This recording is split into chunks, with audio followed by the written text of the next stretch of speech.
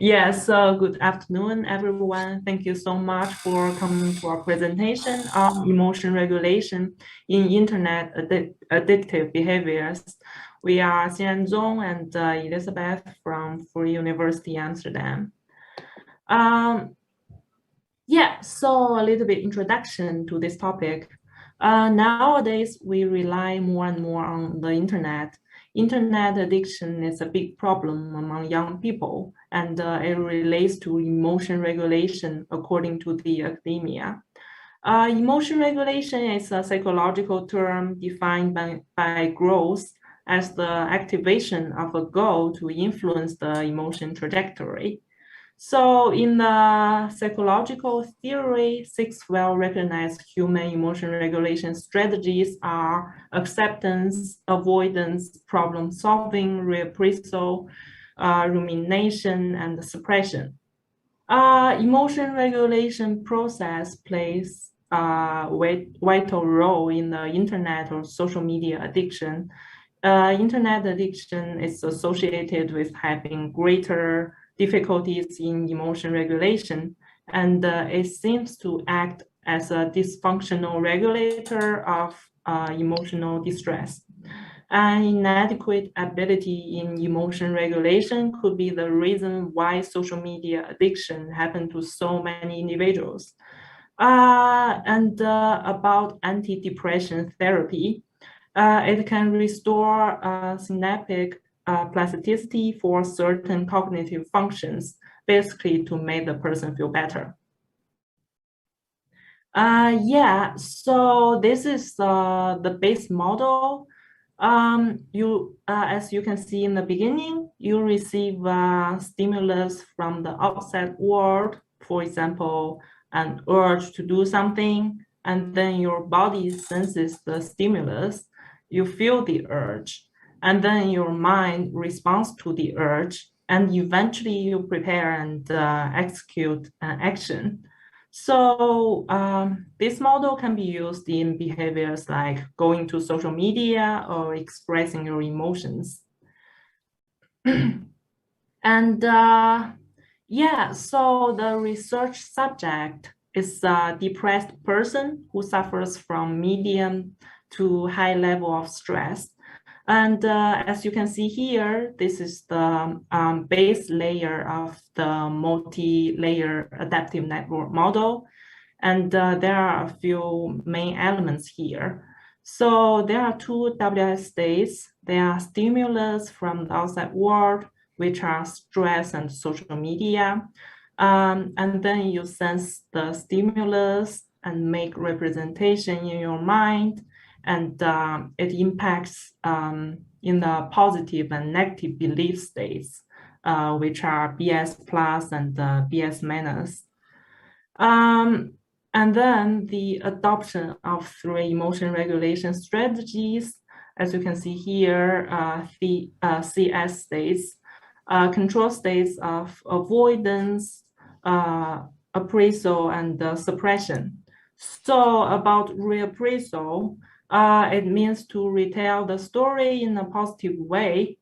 The person thus holds positive belief. It reduces negative beliefs.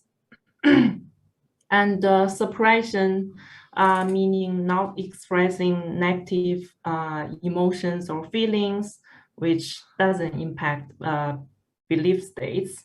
And the more you suppress your emotion, the less you feel it. And the more you use one strategy, the less you use the other one. So the third strategy is avoidance, which is in the form of going to social media.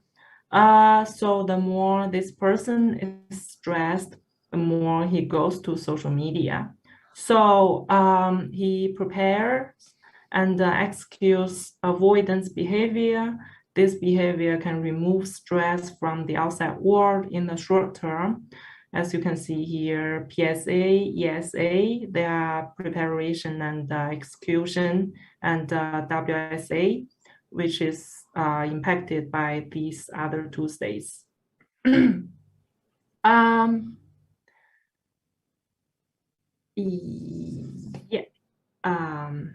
So this is our multi-layer adaptive network model.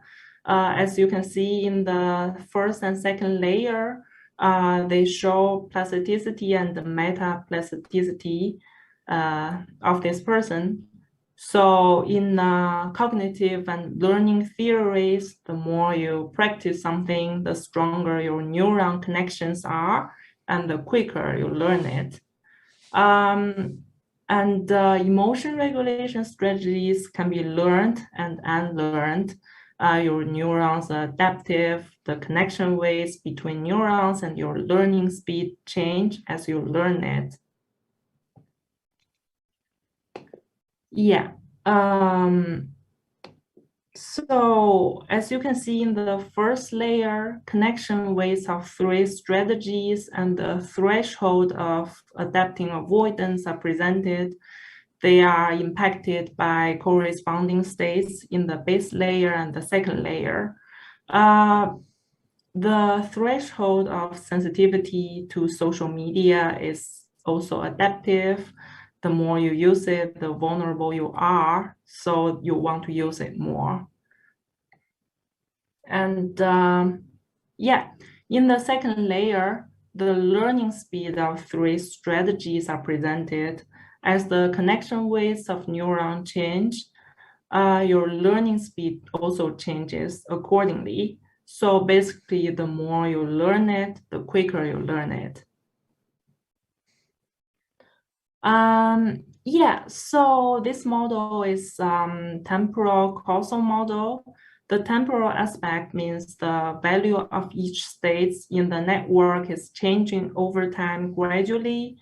And the causal aspect means the current states are affected by other states, where causes are presented with errors and that contains weights. Yeah, so we then update our state value using the follow combination functions. First, the states with only one incoming connection are updated with the identity function. We assign values of the previous state multiplied with the weight. Most of states in our network have multiple incoming connections. Most of these states are updated with the advanced logistic function, which is often used in neural network models. As you can see here, this function aggregates the impact of the incoming connections and has 2 hyperparameters we need to train, which are sigma and the threshold tau. Yeah, in the first layer, the weights for suppression, reappraisal, and avoidance are updated with a Happen learning mechanism. This mechanism is able to adapt connection weights over time. This characteristic makes this function especially useful as a form of plasticity within neuroscience. As you can see, yeah, next one. Yeah, as you can see here, mu is persistent parameter. Whenever an action is performed, all the neurons involved in executing this action will fire around the same time as those involved in censoring the performance of this action. Yeah, next one. Yeah. So the final type of activation function is the step mode function, which is used to activate the therapy. Within the time delta and time rho, therapy is activated. We can adjust these 2 parameters to find the impact of a therapy with different time ranges. Yeah. So we use this model to investigate 2 different scenarios of the same client. And this is a client who suffers from depression and also from social media addiction. And typically, the client suppresses emotions rather than reappraising negative thoughts. So when something happens which gives a negative feeling, the client puts on a poker face and doesn't talk about it. The client suppresses. The client has mood swings, but over time, the negative belief states are higher than the positive belief states. And during a negative belief state, the client seeks out for avoidance. And in this case study, it means going to social media.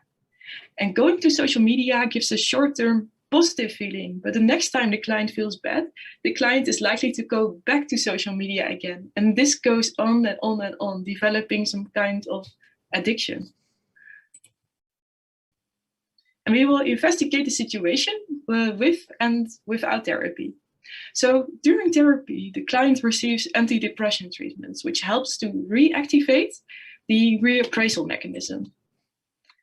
So when the therapy teaches the client to learn how to reappraise negative emotions, the client can rethink a negative situation. So let's say, for example, the client is a student and receives a very low grade for a course. The client thinks, oh, hey, this is the opportunity to learn better next time.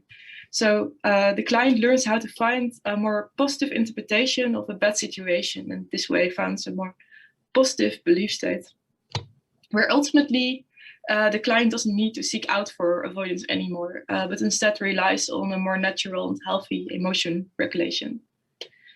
So now we look at the simulation results from the model we've just shown. And here we look at the first situation, so the situation without therapy. And what we see here, the blue lines over here, these represent the avoidance regulation. And we see it goes up and down. So that means that the client feels bad, avoids, and then feels better for a little while, but then next time feels bad, again avoids, and so on. The green lines over here, these represent the healthy, actually natural emotion strategies. And we can see that these have an opposite shape compared to the avoidance regulation shape. And this already indicates that avoiding a problem is a not so natural way to deal with emotions. So now we are looking at the emotion regulation states. So the red and orange lines over here, these represent the negative emotions and negative belief states. And we see again those mood swings. So it goes up and down, but over time, it's almost always higher than the positive belief state, which is the black line below. So the client has mood swings, but over time feels more negative than positive. And now we look at the development of the reappraisal and suppression states. So the suppression states are the red lines over here. And again, we see these go up and down alongside with the emotions. And the reappraisal states are below. And we see it's almost always high, the suppression is almost always higher than the reappraisal. And that indicates that this client is more likely to suppress negative emotion rather than reappraising these. So now we look at the situation with therapy. So at time 200, the therapy has started, and at time 400, the therapy has stopped. So during therapy, as we already mentioned, the client learns how to reappraise negative emotions. So this is an alternative way to control our emotions. So we see that the avoidance states, so going to social media in this case, these all go down during therapy and also stay down after therapy. On the other hand, the threshold to seek out for avoidance, so the threshold to go back to social media, that goes up. And that indicates that now the client has learned different ways to regulate emotions. The client is less likely to go back to that social media. Now we look at the emotion states. So again, the negative emotions, and the black line is again the positive emotions. So we can see that during therapy, negative emotions all go down, and these all stay down and are also more constant over time. The positive emotions, on the other hand, these go up, and these make a little dip, but that is a natural way after therapy. And also these stay constant and higher over time compared to before. And finally, we look at the reappraisal and suppression. So the red lines are the suppression, and these all go down during therapy. Reappraisal, on the other hand, goes up. not so high, but is right enough to make the plasticity and metaplasticity of reappraisal work again, which are the green lines below. And this indicates that next time the client feels bad, the client is more adaptive and to go to the reappraisal state. So to conclude, we have combined artificial intelligence and computer science to model phenomena from psychological and social literature. And the patterns found in literature so far are also found in our simulations. And we saw from the simulation results that therapy, by helping to getting the reappraising working again, it not only helps to get someone out of an addiction, but it also helps to get someone out of a depression and make someone more positive in the end. And we saw, so of course this model can be elaborated further to study other types of addiction. So now we have investigated social media addiction, but we can also investigate avoidance by going gaming, such as game addiction or alcohol or drug abuse and so forth. Thank you very much for your attention. We are looking forward to answer questions if they are. And if you would like to answer these now, you can also send us an email via these email addresses.